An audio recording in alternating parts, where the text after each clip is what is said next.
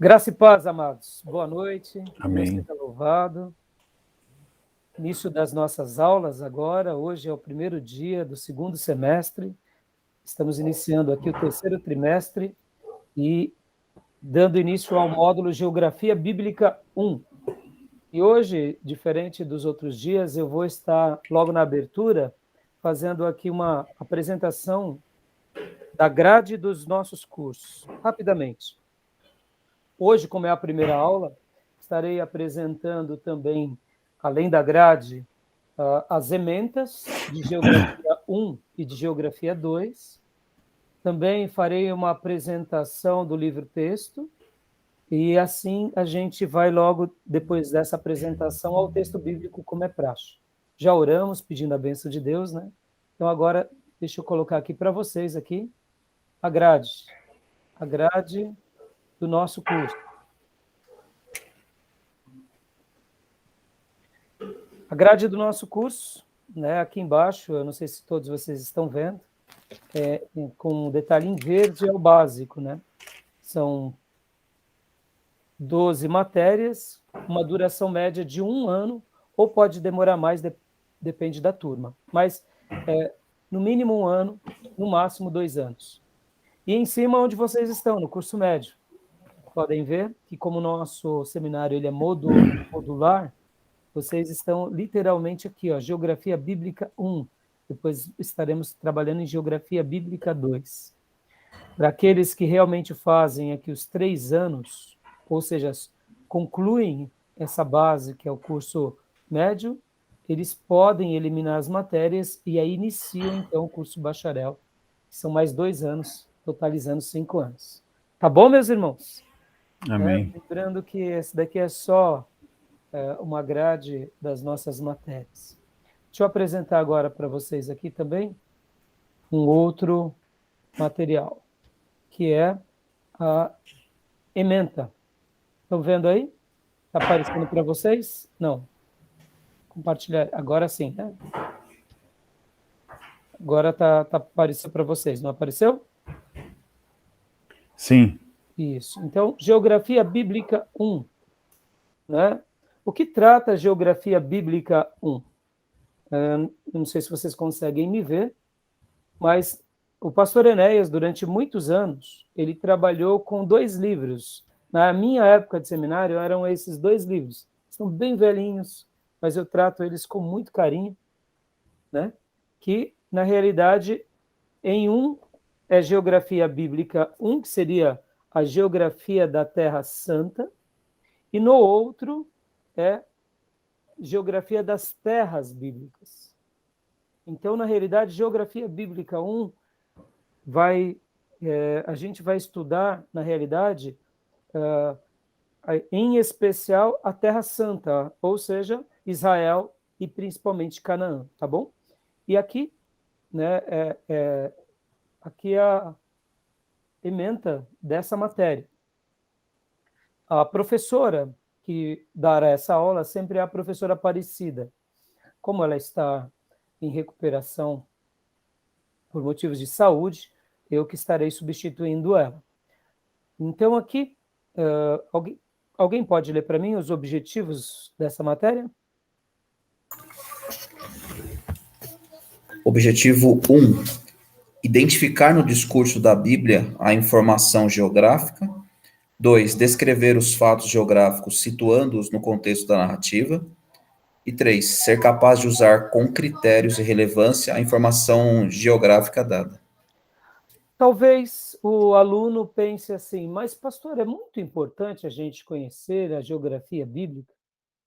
Olha, meus irmãos, deixa eu fazer dar uma comparação, uma analogia muito simples. É importante saber aonde nós moramos? É importante saber aonde é o nosso endereço de trabalho? É importante saber aonde é a nossa igreja local? É importante saber o país que a gente nasceu? Ou seja, o tempo que a gente está vivendo, né, nesse contexto histórico, nessa geografia? Sim, tudo isso parece irrelevante, mas é de uma grandeza imensa. Quando a gente começa a conhecer um pouquinho da geografia bíblica, a gente começa a entender melhor o contexto bíblico e entender melhor até muitas passagens bíblicas. Vou dar só um exemplo. Você talvez já deve ter se perguntado, sabe quando nós temos lá na Bíblia, no livro de Salmos, alguns salmos que estão com o título Salmos de Romagem? Já notaram isso? Vocês já notaram essa descrição? Quem já notou? Tá falhando na conexão aqui, eu não sei se é do senhor ou é a minha. Eu acabei não ouvindo tua pergunta. Os demais alunos estão ouvindo bem? Ou não? É só o... Para mim aqui tá ok. Então, É a minha conexão mesmo, me perdoe. Mas eu faço a pergunta porque pode ser a minha mesmo. A pergunta foi o seguinte: conhecer a geografia bíblica ela é fundamental. E a pergunta que eu fiz é: sabe quando nós pegamos o Salmo 120 até o Salmo 134, que são ao todo 15 salmos, nós chamamos eles de salmos ou cânticos de peregrinação, ou algumas traduções vão colocar como cânticos dos degraus. Outras traduções vão chamar cânticos de romagem. Por que será que está assim? Alguém sabe dizer o porquê? Eram cânticos que eram entoados na caminhada, né? Ao longo da geografia na qual eles estavam, né? Isso. E o que eles faziam nessa caminhada? Por que é chamado assim, por exemplo? Aí, por que, por exemplo, o degraus?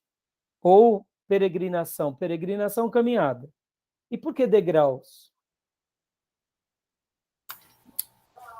Eu vi alguma coisa a respeito, não sei se a definição está correta, mas era durante a subida das escadas mesmo, né, de encontro ao templo.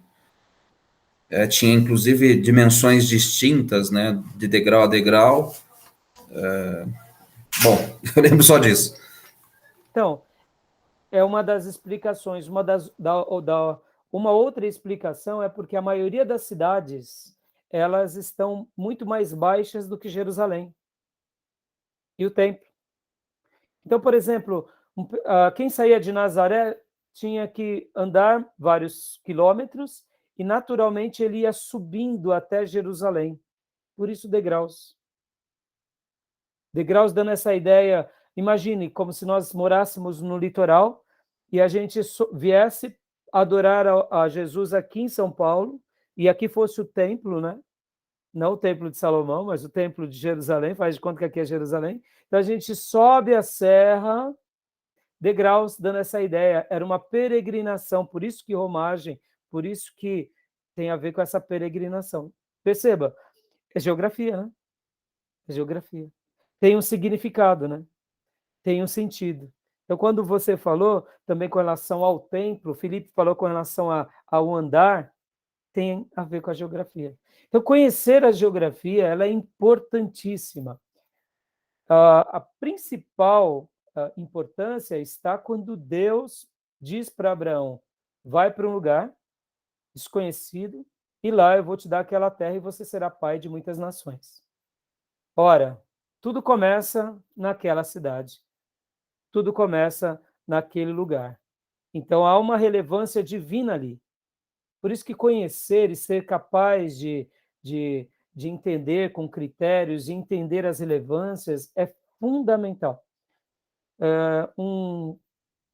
Quando a gente fala geografia, né, a gente pensa só em mapa, mas a geografia é muito mais do que mapa.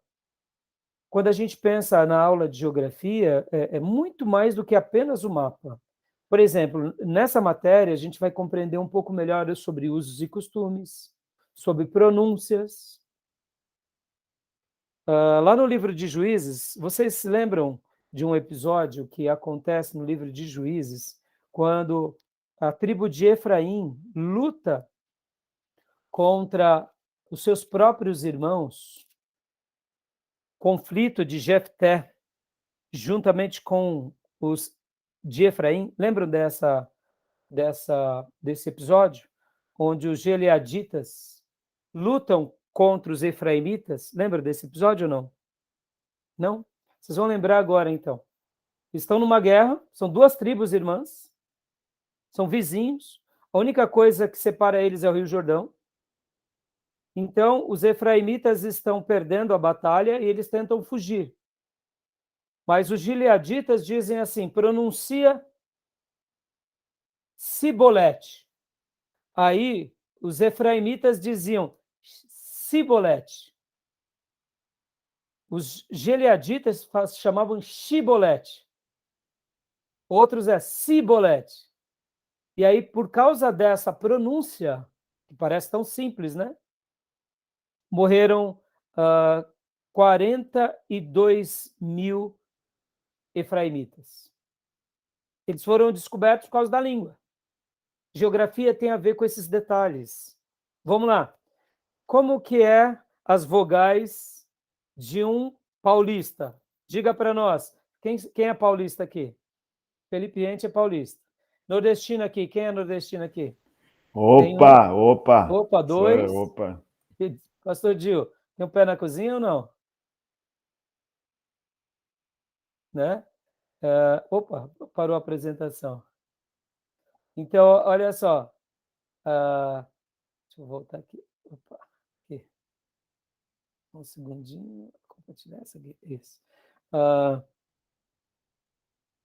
Como que um paulista fala as vogais do vocabulário? Diga aí, Felipe. A, E, I, O, U. Como que o nordestino diz as vogais? Fala para nós, Gil. Já virou paulista, Gil? Pastor, Você está tanto tempo em São Paulo que ninguém Já mais. virou paulista. Então, você era salvo. Na briga lá dos efraimitas e dos gileaditas, era salvo. Mas, na realidade, Jesus. o nordestino fala A, E, I, O, U. Não é assim? É verdade mesmo. Lembrou? Fala as vogais do nosso alfabeto. A, E, I, O, U. Não é E. Não tem jeito, tá? É O que verdade. é isso? Isso é gramática, é vocalização, mas tem a ver com o quê? Com o pano de fundo da sua geografia, da terra em que você vive. Olha que interessante. Uma coisa tão simples, né? Então, em Juízes, capítulo de número 12, depois vocês leiam em casa, vocês vão ver aqui um episódio, na minha opinião, trágico. Claro que é trágico, porque Jefté acaba com seus irmãos, praticamente, por causa de uma besteira, mas maior besteira foram os efraimitas quererem briga por uma coisa tão tola. Né? Os dois erraram aqui. Mas é isso. Então, a gente vai aprender tudo isso. E agora, leia para nós, continua, o conteúdo desse bloco.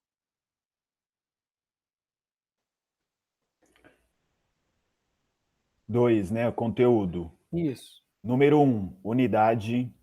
1.1, panorama do mundo bíblico. 1.2, as nações cananeias. 1.3, novos vizinhos de Israel. 1.4, as 12 tribos de Israel. 1.5, geografia física da Palestina. 1.6, hidrografia da Palestina. 1.7, orografia de Israel. 2, unidade. 2.1, planícies de Israel. 2.2, desertos e vales de Israel. 2.3, caminhos e clima de Israel. 2.4 e 2.5? 2.4, geografia e economia de Israel. 2.5, cidades de Israel, usos e costumes. Olha, perceba, a gente vai estudar um pouquinho da hidrografia, os rios. Isso é importante, pastor? Claro, o Rio Jordão, irmãos, a importância do Jordão. A importância do Jordão no Velho Testamento, no Novo Testamento, os mares, as destruições que aconteceram ali perto do Mar Morto. Aqui, por exemplo, a economia de Israel, geografia e economia. Pastor, o que tem a ver geografia com economia? Tem tudo a ver, irmãos. Muitas vezes você está numa rota comercial. É uma cidade na geografia que é rota comercial. Por que São Paulo é um estado muito rico? Por causa da sua geografia. Ele acaba sendo uma rota comercial entre as praias, entre os litorais e entre quase ele distribui. Pode ver que São Paulo faz fronteira para quase todos os estados brasileiros, quase todos. Então, é uma rota comercial imensa, por isso que é um estado rico. Acaba sendo um núcleo com relação à sua logística. Perceba? Olha que interessante, né? Então, a geografia e a economia tem tudo a ver. Cidades e usos e costumes. Então, e aí aqui a gente, no 3 métodos utilizados, a gente vai sempre utilizar aulas, leituras, projeções, né? Atividades. A gente vai seguir os mesmos critérios de sempre para a nossa avaliação. Leitura, trabalhos extras e prova, tá bom? E eu vou estar passando com maiores detalhes para vocês. Na realidade, Geografia Bíblica 1, vocês vão ver que é o mesmo índice de Geografia da Terra Santa. Então, na realidade, nós estaremos estudando esse livro. Pastor Enéas, na primeira edição, ele criou 2 livros para facilitar. Vocês podem ver que praticamente isso. Na nova edição, que é essa que vocês compraram, que nós estaremos usando, inclusive, aqui no material, é Geografia Bíblica, os 2 livros em um só. E Geografia Bíblica 2, irmãos, eu só vou dar uma pincelada aqui também, ó. Olha só, o conteúdo de Geografia Bíblica 2, Mesopotâmia, divisões e rotas comerciais, religiões, história e cronologia, elementos de formação de um povo, o valor cultural de Ur e a unidade. Então, a gente vai estar fazendo esse passeio, né, por esses 2 livros, né? E, como eu disse, aqui, Geografia das Terras Bíblicas. O nome já diz, né? Terras Bíblicas. E aqui, ó, segue a estrutura desse livro. Nós estaremos utilizando agora esse material, que é o novo livro, que ele foi reeditado, que é esse daqui. Vou mostrar para vocês. Então, esse é o livro para vocês comprarem, e é o livro que nós estaremos usando, que é, na realidade, o mesmo livro sendo apresentado para o aluno de 2 formas. Então, tanto nesse bloco, Geografia Bíblica 1, quanto Geografia Bíblica 2, nós estaremos estudando esse livro. Tudo bem até aí? Alguma dúvida? Não? Passarei para vocês alguns outros materiais, como vídeos, como materiais para vocês assistirem, e estarei depois nas nossas redes sociais dando as diretrizes dos trabalhos extras, tá bom, meus irmãos? Então, agora vamos lá ao livro, né? Vamos então ao livro, e a gente vai então agora começar a trabalhar no livro. Só que antes de trabalhar no livro, eu quero ler um texto bíblico com você. Um texto bíblico com você. Vamos ler agora um texto bíblico. Abra sua Bíblia no livro de Jonas. Profeta Jonas. Profeta Jonas.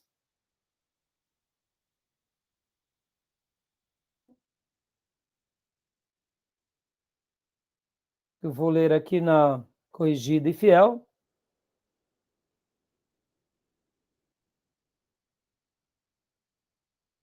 Quero ler apenas alguns versículos.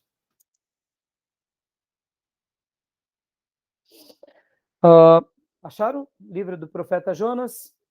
Então, dando início aqui à nossa aula.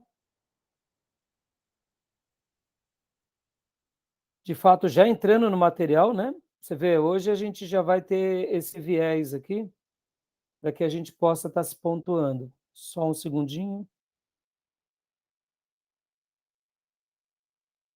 Vamos lá.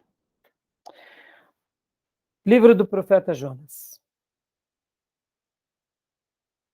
E veio a palavra do Senhor a Jonas, filho de Amitai, dizendo: levanta-te, vai à grande cidade de Nínive e clama contra ela, porque a sua malícia subiu até a minha presença.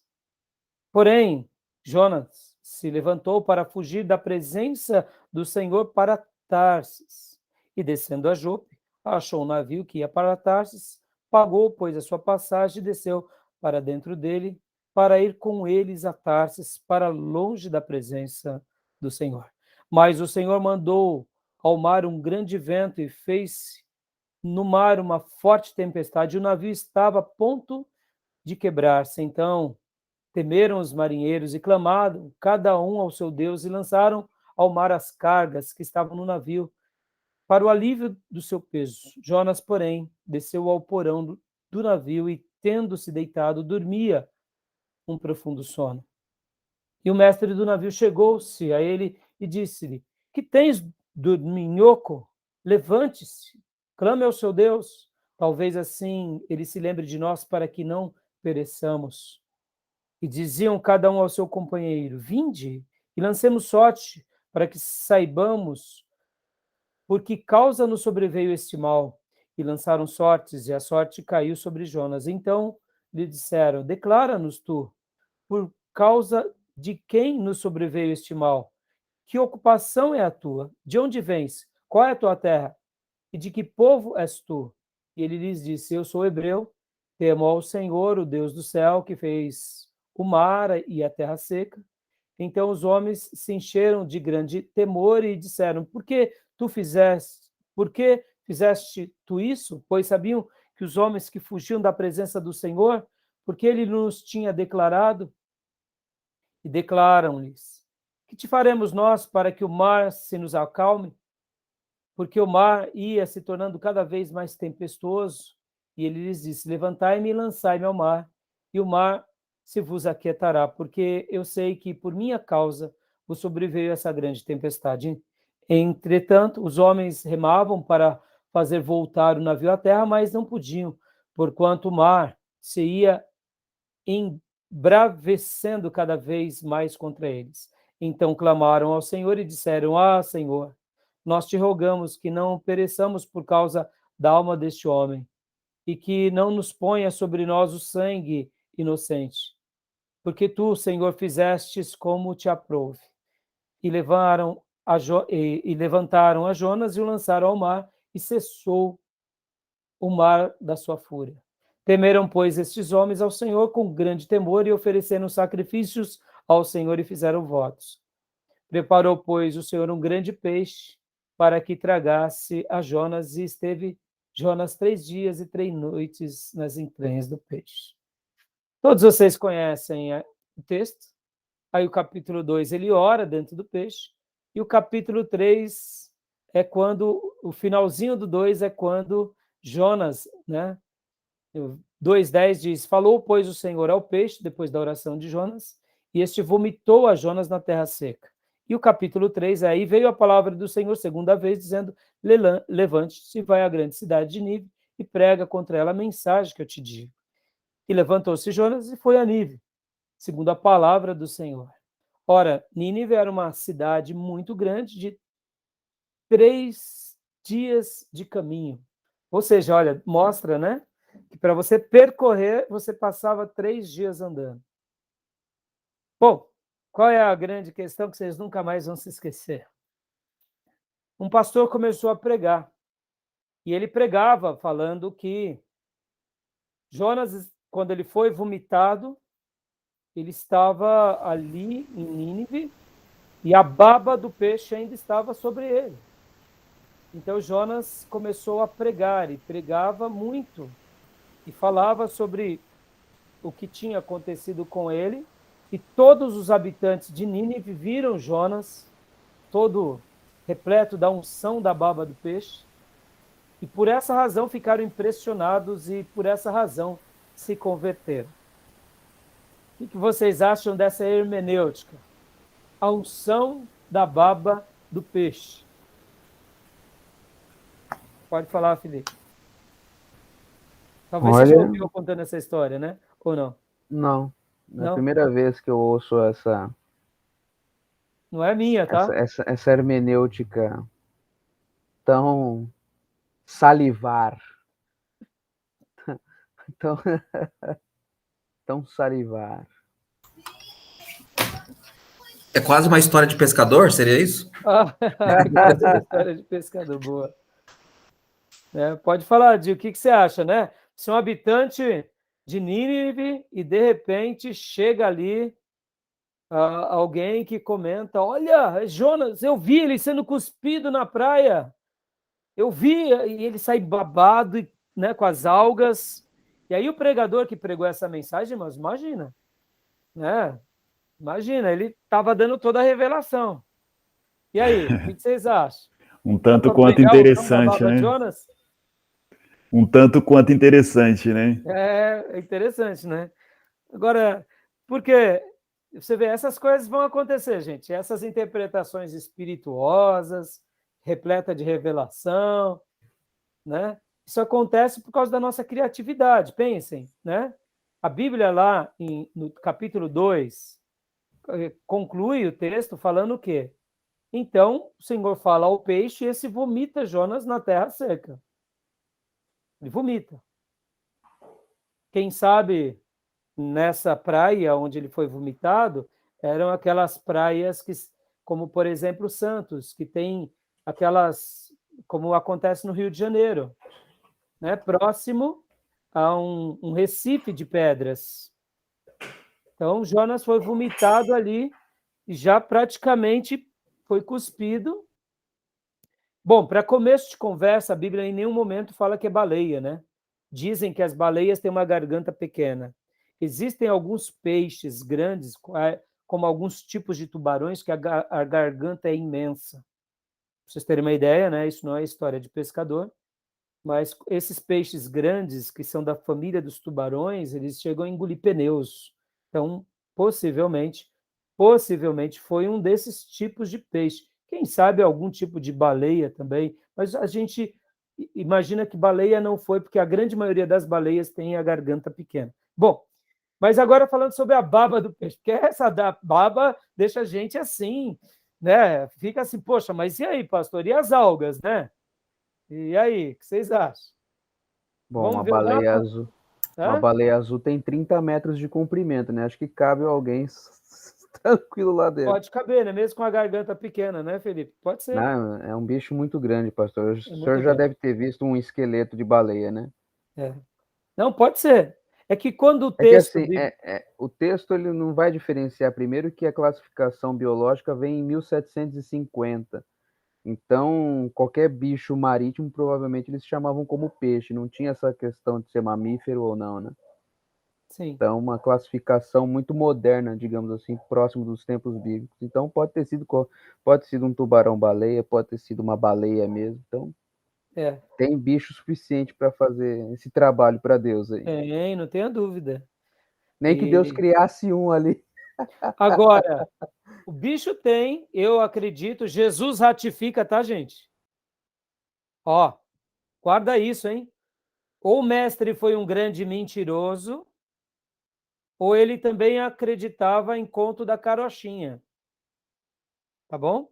Que ele fala, assim como Jonas esteve 3 dias no ventre do peixe, o filho do homem estará no centro da terra, dando a ideia da morte, dando a ideia que ele iria morrer. Mas assim como Jonas ficou 3 dias lá e fez a sua missão, depois de 3 dias eu vou cumprir a minha.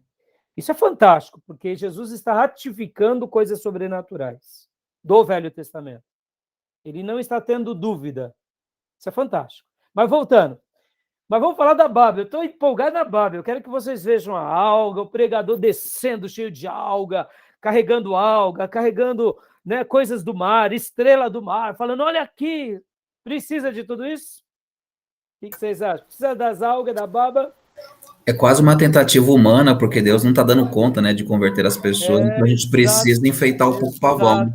é o marketing, né? Esse irmão que teve essa interpretação espirituosa, além de ter tido uma revelação, né, dele, né, não de Deus, ele estava usando quase que de ferramentas como essa, como se Deus precisasse de alguma coisa a mais. Quando Deus quer fazer, ele faz. Agora, vamos ao que importa, irmãos. Olha, e é por isso que eu fiz essa. Falei que vocês nunca mais vão esquecer, porque logo no meu primeiro dia, com a aula de geografia, o meu professor, ele falou sobre isso. Eu tive a honra de estudar com o pastor Enéas Tonini, mas quem me deu essa aula foi um outro professor. Mas o pastor Enéas estava no seminário e nós estávamos ali com ele nos seus dias em que ele lecionava, né? Aqui agora, mostrando para vocês, irmãos, olha só o mapa, olha a geografia. Aqui é o mar Mediterrâneo, Jonas está aqui aproximadamente, aqui ó, em Jerusalém, imaginem, está aqui em Israel. E aí ele quer ir para Tarsis. Tarsis é a Espanha, é aqui à esquerda do mapa. Lá, ele literalmente quer fugir. Ele não quer ir para a Síria. Agora é onde entra a grande questão. A Síria não é apenas a 3 dias da praia. Nínive, que era a capital da Síria, não era 3 dias da praia, era muitos dias. Não tinha baba que segurasse no profeta ou alga marinha, entendeu? Porque geograficamente de Jerusalém ou das costas aqui, né, no caso dessas costas, essas regiões costeiras, até Nínive eram semanas, para não dizer meses, andando a pé. Pensem, ele foi vomitado. Com certeza não tinha dinheiro para poder comprar um cavalo, para poder ir a cavalo. Foi a passo, dia a dia. Então, até ele chegar lá, não tinha baba que aguentasse, alga marinha que aguentasse. Né? Então, em tese, a unção da baba do peixe cai por terra. O pregador não teve aula de geografia bíblica. Está entendendo como é precioso, irmãos? Isso parece bobeira, né, irmãos? Mas olha aí. Quando a gente pensa, onde está Israel? Israel está aqui, irmãos, aqui, ó, nessa região aqui é Israel. Aqui é a península do Sinai, ó, o Mar Vermelho, finalzinho ao sul. Aqui, né, no caso, é literalmente o Egito. Israel passou 40 anos para fazer esse pedacinho aqui, ó. É claro que não duraria 40 anos, duraria alguns meses. Hoje se faz esse percurso em algumas horas de carro, mas a pé se faria por algumas semanas ou meses. Pensa, dependendo de quem trafega, se é uma pessoa jovem, se é uma pessoa de idade, se é uma pessoa com criança. Interessante, não? Um outro detalhe, lembra dos magos que saem do Oriente, que vão presentear Jesus? Lembra que Herodes ele manda matar as crianças? E qual era a idade das crianças que deveriam ser mortas? 2 anos, né? Para 2 baixo. anos para baixo. Por quê? Me parece ser pelo período, né, que os magos tinham identificado a estrela e o percurso, né, o período que eles caminharam. Supostamente foram 2 anos. Exatamente. Da Babilônia. Olha a Babilônia aqui, no mapa. Estão vendo? Vocês conseguem ver o mouse, né? Então, a Babilônia está exatamente aqui. Então, era aproximadamente uma viagem de quase 2 anos. É claro que eles foram também estudando e seguindo a estrela, então foi algo mais vagaroso. Mas, mesmo assim, foi a data. Por isso que Herodes manda matar as crianças de 2 anos para baixo. Como conhecer, irmãos, a geografia é poderosa para que a gente possa entender um pouquinho essa dimensão. Agora, vou dar mais uma pitadinha aqui, eu sei que a gente vai falar em tudo isso, mas hoje, como é uma aula mais introdutória, Ur dos Caldeus, irmãos, Ur dos Caldeus. Onde habitava Abraão? Vocês sabem me dizer mais ou menos onde morava Abraão? Suméria?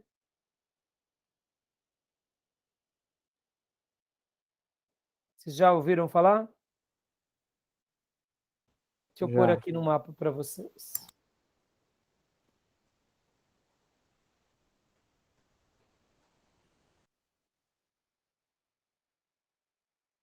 O mapa aqui para vocês. Exatamente, muito próximo, mas muito próximo aonde nós estávamos agora, vendo com o mapa que vocês acabaram de ver.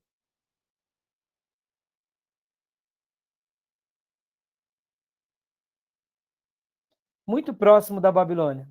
Olha aqui, ó. Ur dos Caldeus, exatamente aqui.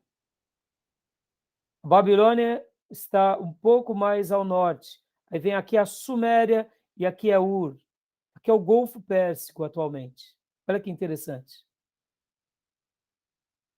Não sei por que aconteceu isso.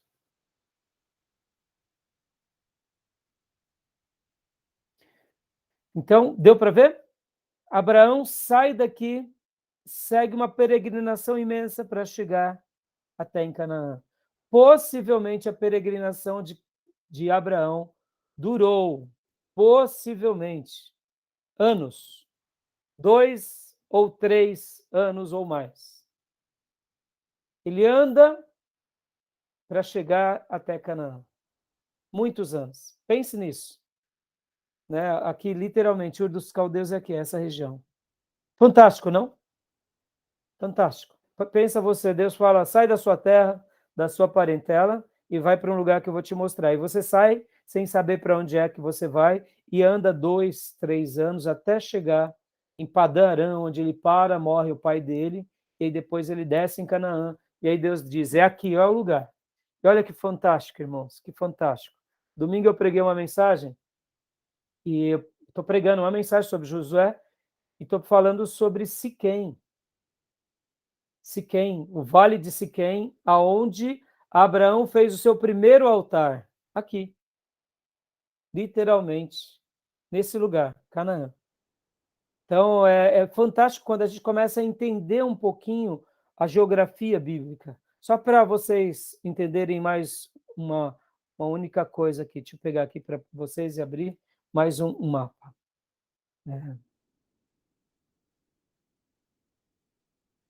Olha só que interessante.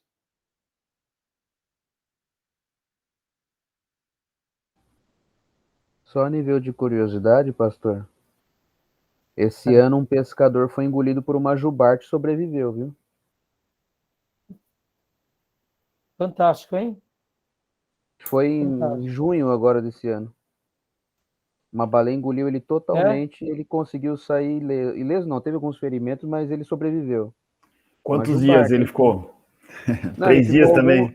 Não. 3 dias foi milagre para Jonas aprender a não questionar Deus. Ah, isso sim. Olha só, hein? Coisa fantástica, não? Coisa fantástica. Deixa eu pegar aqui. Isso foi no Brasil, Felipe? Estados Unidos. Acho que nem tem, né? Baleia com essa proporção aqui. Tem. Tem? Jubarte anda pela nossa costa aqui.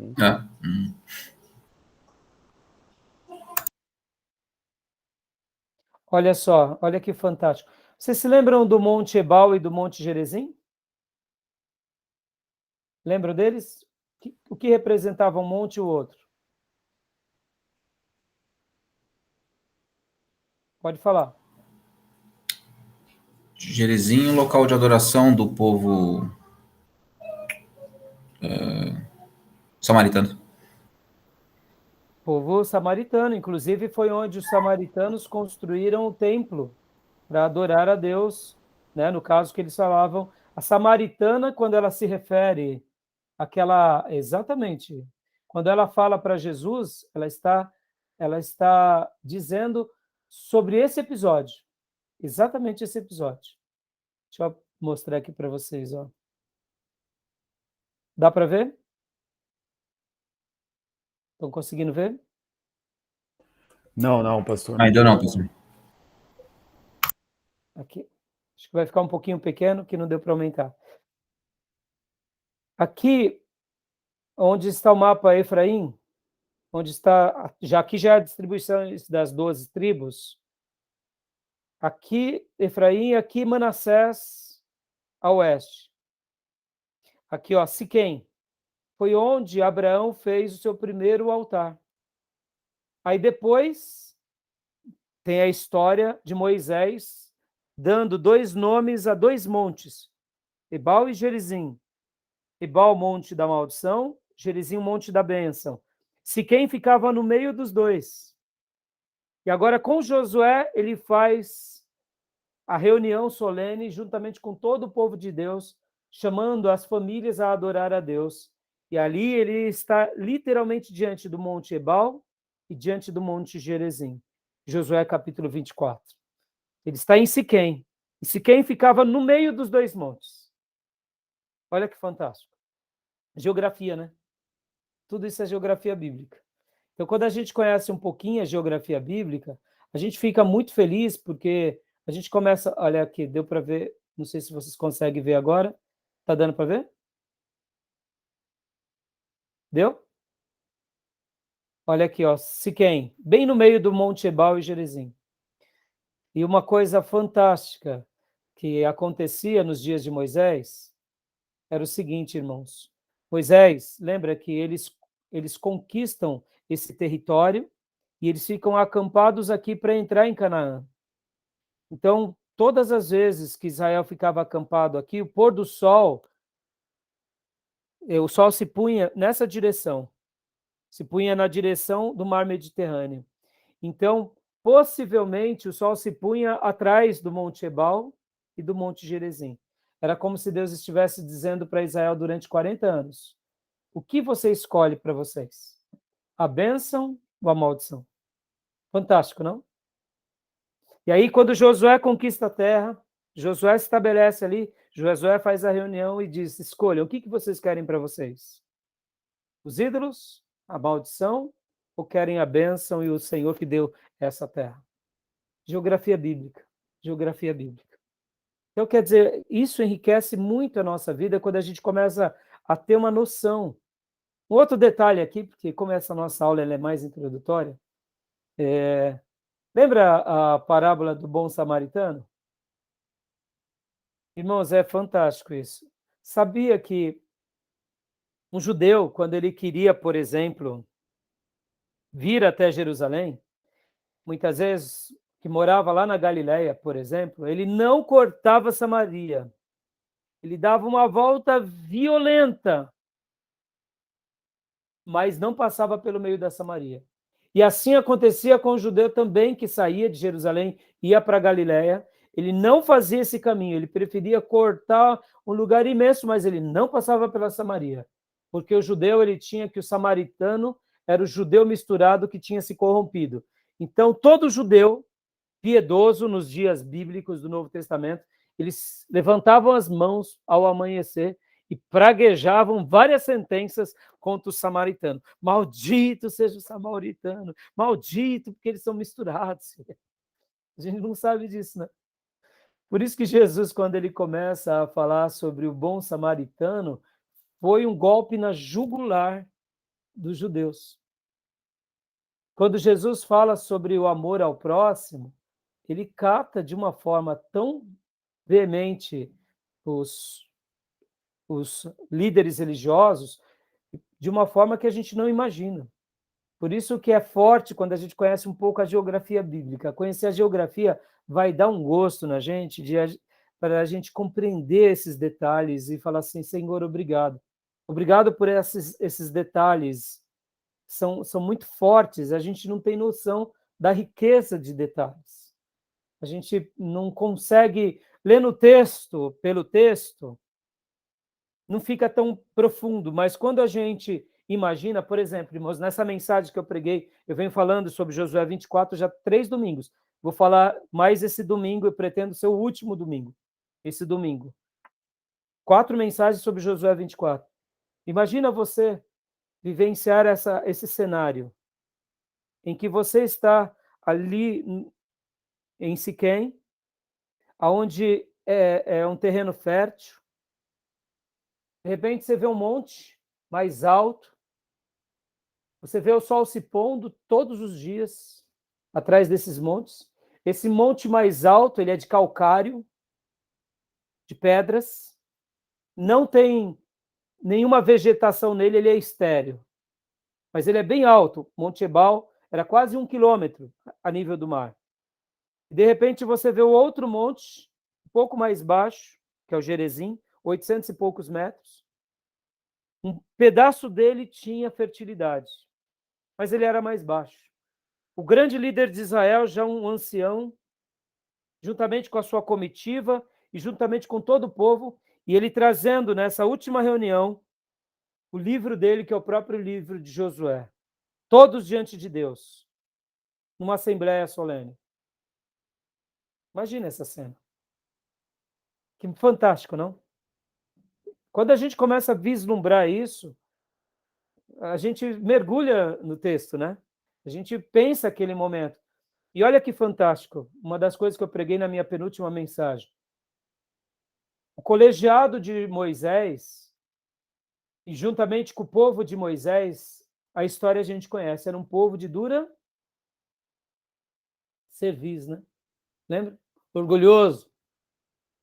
Qual foi a situação deles? Pereceram 40 anos no deserto, não foi isso?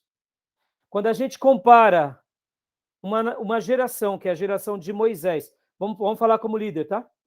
A liderança de Moisés com aquele povo, um líder extraordinário, mas um povo difícil. Agora a gente pega Josué, uma nova geração nasce. Quantos castigos a geração de Josué teve? Quantas serpentes picaram o povo? Quantas baixas eles tiveram? Meu irmão, é fantástico isso, hein? Uma geração extraordinária. Josué era um líder extraordinário, a comitiva de Josué era extraordinária, e detalhe, o povo foi extraordinário. Por isso que eles conquistam tanto aquela terra. Foram 7 anos de batalha, 7 anos de vitória, tiveram um único episódio, que foi o episódio de Acã. Foi? Só foi um episódio. Houve algumas mortes. Deus pune Acã. Acã era o único irretratável de Israel, era Acã e a casa dele. Olha que forte, irmãos. Deus limpa e eles continuam vencendo. Quantos erros Josué teve? Josué não consultou a Deus por causa daquela questão dos gibeonitas. Lembram? Ele não consulta a Deus. O que mais?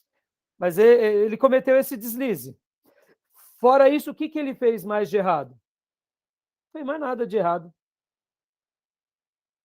E o povo de Israel, nos dias de Josué, também não fizeram nada de errado. Olha que fantástico.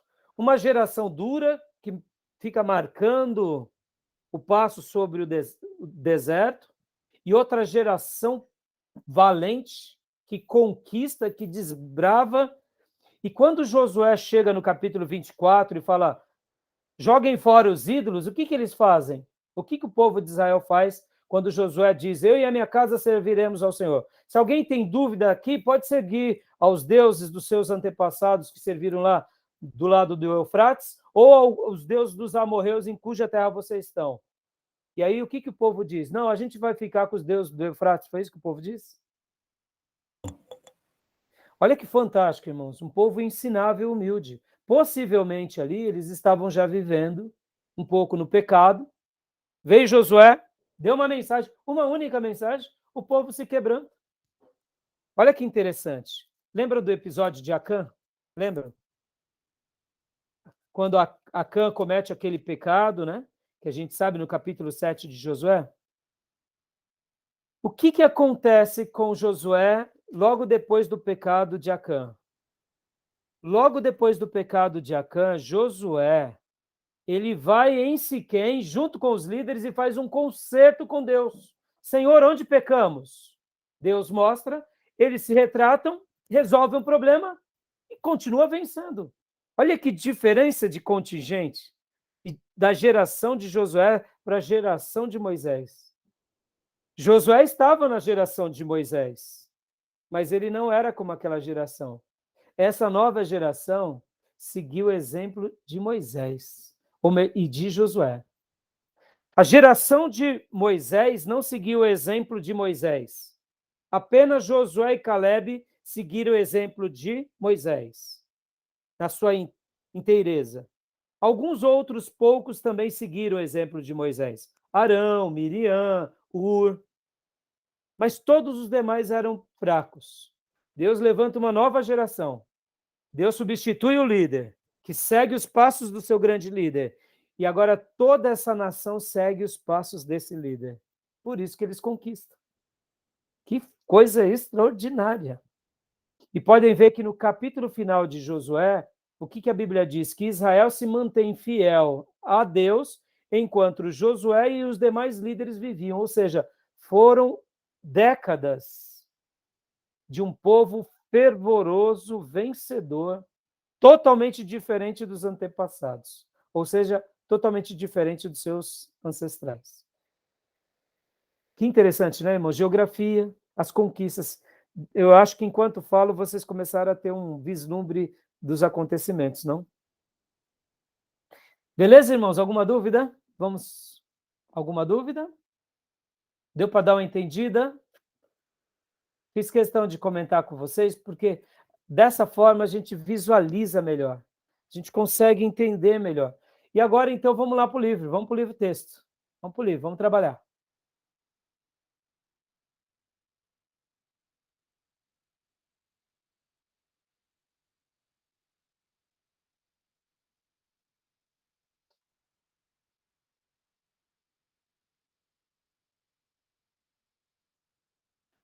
Olha só. Parte 1, Geografia da Terra Santa. Podem ver que é o mesmo conteúdo que a gente vai estudar. Então, irmãos, se preparem, porque a gente vai tentar sempre fazer 2 capítulos por aula, tá, irmãos? Eu sei que vai ser um pouco difícil, porque muitas vezes podem ter dúvidas, então a gente talvez não consiga fazer os 2 todas as vezes, tá bom?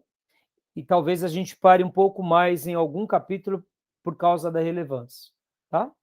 Então, estão vendo aí? Conteúdo da parte 1, né? Conteúdo da parte 2. Aqui vem uma palavra de agradecimento do nosso pastor Enéas e depois da nova edição do livro. E agora a gente vai para a Geografia da Terra Santa. Está dando para todo mundo ver, né? Leia aí para nós, um dos irmãos que estão com uma boa visão, podem ler para nós. Geografia da Terra Santa, o mundo bíblico. Coroa de todas as terras. Foi com essa expressão que Deus se referiu 2 vezes à terra de Israel, em Ezequiel 20, versos 6 e 15. Naquele dia, levantei-lhe a mão e jurei tirá-los da terra do Egito para uma terra que lhes tinha previsto, a qual mana leite e mel, coroa de todas as terras. Demais, levantei-lhes no deserto a mão e jurei não deixá-los entrar na terra que lhes tinha dado, a qual mana leite e mel, coroa de todas as terras. Deixa eu dar uma pausa aqui, pastor. Irmãos, essa expressão ela é fantástica. Coroa de todas as terras. Quando a gente começa a entender um pouquinho mais a geografia, o plano de Deus com Israel, para que por meio de Israel viesse o Filho de Deus, o próprio Deus encarna, irmãos, é simplesmente extraordinário. Quando a gente chama, né, Terra Santa, é porque de fato Deus olhou para aquele lugar com olhos especiais, de uma forma especial, com um projeto totalmente especial. E isso me faz lembrar o meu saudoso pastor Paulo, ele sempre orava, ele dizia: irmãos, vamos orar por Israel. Podem ver que o salmista sempre vai dizer, né, orai por Israel. E a gente aprende que orar por Israel é um dever nosso, porque ali, irmãos, tem um projeto da parte de Deus. Podem ver que o Apocalipse, o desfecho de todas as coisas, também será em Israel. Então, o começo de tudo não é propriamente dito em Israel, é no Éden, mas quando é no processo redentivo da história do homem, é com Canaã. Então, e o final de todas as coisas vai ser com Canaã também. Pode ver que a cidade que virá de Deus é a nova Jerusalém que desce dos céus. Então, Deus tem um plano com isso. E a gente que acredita nas Escrituras simplesmente começa a ter um amor muito maior por essa terra, né? Agora, é claro, irmãos, a gente tem que tomar cuidado para não ter ali em Israel aquela questão da idolatria, né? Mas a gente tem que olhar, irmãos, com olhos especiais, porque é um lugar especial. Deus se revelou para um homem, e Deus se revelou na história desse povo, que é Abraão, e em Jesus, por meio desse lugar.